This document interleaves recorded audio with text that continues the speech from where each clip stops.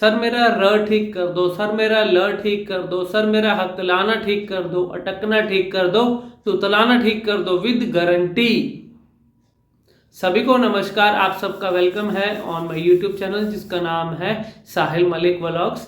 अगर आप नहीं हो तो जरूर सब्सक्राइब और शेयर कीजिएगा वीडियोस को। गारंटी कौन दे सकता है कि एक इंसान को किस चीज की गारंटी दे सकता है? अगर मैं कोई आपको सामान बेच रहा हूं, मैं आपको अपनी नॉलेज अगर सिखा रहा हूं अपनी नॉलेज से, तो मैं कोई भगवान नहीं हूं कि मैं आपको 101% गारंटी दूंगा। हाँ, इस चीज की एश्योरेंस मैं जरूर दूंगा, अगर आप मेरे अकॉर्डिंग वो काम रेगुलर बेसिस पे करोगे तो रिजल्ट जो मैं सोच रहा हूं आपके अंदर आना चाहिए वो जरूर मैं आपको दिखा दूंगा। इतना एश्योर आपको मैं कर सकता हूं। अब होता क्या है, लोग कहते हैं कि सर मेरा ना र में प्रॉब्लम है, मेरा ना ल में प्रॉब्लम है। र का राइट मेथड तो समझा ही नहीं, बेसिक्स तो हमारे क्लियर ही नहीं है मैथ्स की तरह, और हम सोच रहे हैं हम पूरा पूरा सम सॉल्व कर देंगे विदाउट एनी बेसिक्स। ऐसा कभी हो ही नहीं सकता। र का बेसिक क्या होता है? जीभ ऊपर जाती है, दांतों के पीछे लगती है। फॉर एग्जाम्पल यहां ड्र, ड्री, ड्रो। आपने एक चीज नोटिस की, र पे जीभ ऊपर है, हल्का सा बैंड होगी और वाइब्रेट होगी। ये 3 लक्षण होते हैं जब हम र बोलते हैं। अब उसके बाद है ल, ल, ल, ल। ल में जीभ ऊपर गई और हाफ बैंड तक हो गई। अब फर्क देखो दोनों में, ल में वाइब्रेशन नहीं है, ल में ऊपर जीभ नहीं रुकती, ल में नीचे आ जाती है। तो जब तक ये र और ल में फर्क नहीं आपको क्लियर होगा तो आप रिजल्ट कैसे निकालोगे? ये बेसिक है। बेसिक को आपने अभी जब अच्छे से समझ लिया तो आपको रिजल्ट भी बहुत अच्छे मिलेंगे। यहाँ इंपॉर्टेंट बात क्या आती है, मेरा तुतलाना किस पे डिपेंड करता है? मेरे अपने ऊपर ही। मैं आपको अपनी नॉलेज से सिखा रहा हूं कि इसका राइट मेथड क्या है। वो गलत आदत आपने कितने महीनों में, कितने सालों में अपनी बनाई है, वो इंपॉर्टेंट नहीं है। इंपॉर्टेंट ये है कि अब आज से एक नई हैबिट के अंदर, और जो कि राइट मेथड है, उसको कितने लंबे समय तक आप इंप्लीमेंट करके रखते हैं, सो दैट आपको वो आर की साउंड हो चाहे ल की साउंड हो, क ख ग चाहे कोई भी हो, वो क्लैरिटी आपको मिले। जो हम सोच रहे हैं हमें वो रिजल्ट मिले। रिजल्ट तभी मिलेगा जब हम मेहनत करेंगे। एग्जाम्स के अंदर भी टीचर आपको सिर्फ सिखा सकता है। टीचर आपके घर पे जाके आपके साथ बैठ के आपको होमवर्क नहीं कराता। टीचर आपको एक एक अक्षर का ध्यान रख के लिखवाता नहीं है। टीचर का काम होता है अपने स्टूडेंट्स को बेस्ट ऑफ द बेस्ट अपनी नॉलेज से समझाना। वही काम मैं आपके साथ कर रहा हूं। मैं आपको अपनी नॉलेज, अपने रिसर्च के साथ best of the best knowledge देने की मैं कोशिश करता हूं कि सो दैट आपको वो रिजल्ट मिले जो अभी तक आपको नहीं मिल पाया। अब ये थोड़ी है कि मैं, अगर आप मुझसे ऑनलाइन सेशन ले रहे हो तो ऑनलाइन सेशन के बाद आप बोलो कि सर मुझे ना आप गारंटी भी दो कि मेरे पूरे 100 में से 100 मार्क्स आएंगे। ऐसा कौन सा टीचर है जो आपको गारंटी दे सकता है कि आपके 100 में से 100 आएंगे? क्वेश्चन टीचर की तरफ से होगा, आप कितनी मेहनत करोगे वो आपका रिजल्ट के ऊपर डिपेंड करता है। अगर मैं मेहनत कर रहा हूं एवरेज लेवल की और मैं एक्सपेक्ट कर रहा हूं अबव 90% मार्क्स, तो ऐसा हो नहीं सकता।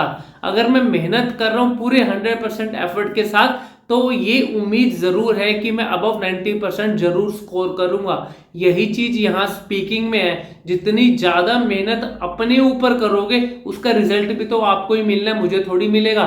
मैं तो अपनी नॉलेज आपको समझा रहा हूँ, सिखा रहा हूँ, राइट मेथड को अप्लाई करके भी दिखाता हूँ। अब इससे बड़ी बात और क्या होगी? एक सेशन के अंदर ही आपको सब कुछ मैं निचोड़ बता देता हूँ, सो दैट आपको सेकंड सेशन की तरफ जाना ही ना पड़े।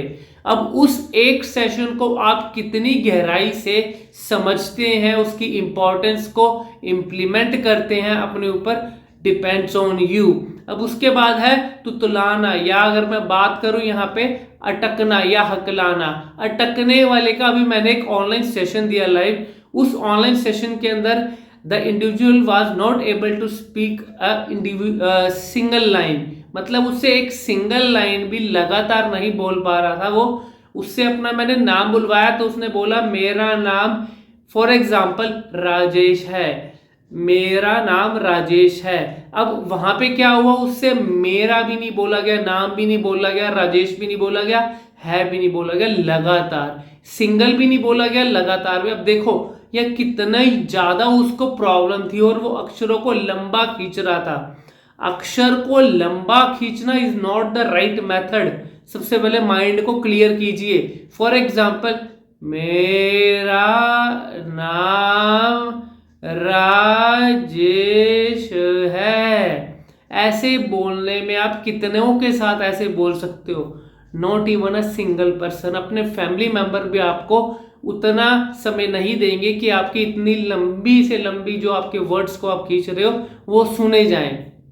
तो इसका मतलब क्या है? हमें राइट मेथड को समझना है। हम क्यों गलती कर रहे हैं, मैं क्यों अटक रहा हूं, वो जब तक आपको रूट कोज जड़ जब तक नहीं क्लियर होगा तो आप रिजल्ट कैसे ले सकते हैं? इसका राइट मेथड क्या है? मेरा नाम राजेश है, ये एक नॉर्मल वे में स्पीकिंग है, with normal speed and with proper and 100% clarity. अब देखो यहाँ इंपॉर्टेंट क्या है, मेरा फ्लो लगातार चल रहा है। मैं आपको एक एग्जांपल देता हूं, हो सकता है आपका माइंड इससे अच्छे से क्लियर हो जाए।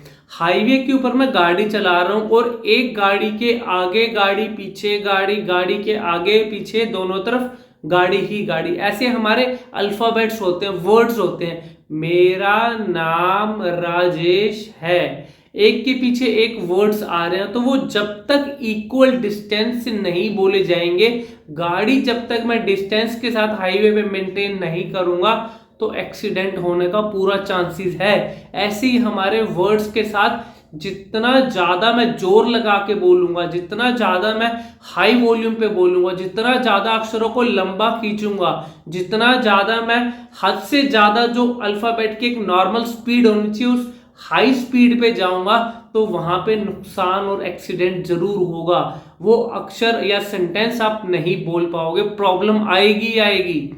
फिर कहोगे कि सर हमें ना ये प्रॉब्लम है। प्रॉब्लम किसने क्रिएट करी? हमने खुद ने। क्रिएट भी हम कर रहे हैं, फिर उसका सॉल्यूशन भी हम ही ढूंढ रहे हैं। ये तो अपने ऊपर हो गया ना भैया, तुम अपनी बेवकूफी से ये काम कर रहे हो।